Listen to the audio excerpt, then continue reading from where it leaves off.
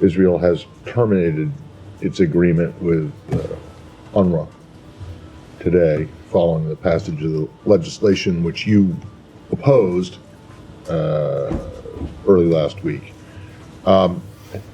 One, what's your reaction to that? And then two, the humanitarian situation in Gaza has gotten worse rather than better since the letter Secretaries Blinken and Austin sent. So how does the end of this agreement with UNRWA affect, in your view, the ability of Israel to meet the conditions laid out in the letter? So first of all, we're reviewing the letter to understand whether there are any immediate implications. We understand that the law doesn't go into effect for 90 days.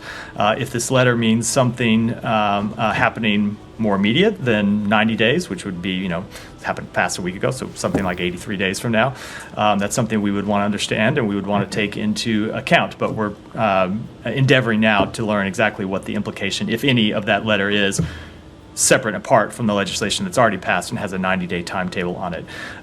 We, as you noted, we're quite clear that we oppose that legislation. We have serious concerns about the implications of it being fully implemented, as well as our concerns about the underlying humanitarian situation in Gaza even before Israel passed this legislation that relates to the inability of a sufficient number of trucks to get into Gaza and the inability of humanitarian workers for a variety of reasons to be able to deliver that aid to places inside Gaza, to the people that need it.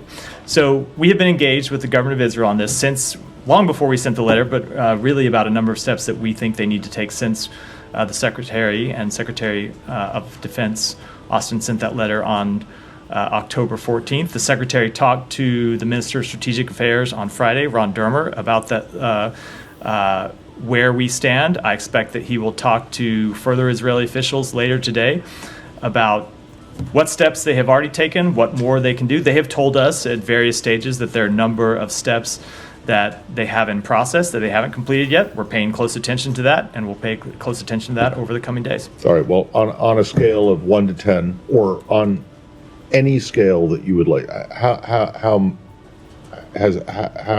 have they complied or not complied with the requests or demands, frankly, that were in the letter? Let me do it on a pass-fail instead of trying to give a grade. And that on a pass-fail basis... Well, that is a grade. They have, a letter grade, a percentage grade, a pass-fail. And that as of today, the situation has not significantly turned around. We have seen an increase in some measurements. We've seen an increase in the number of crossings that are open. But just if you look at the stipulated recommendations in the letter, those have not been met at this point. So that's a fail.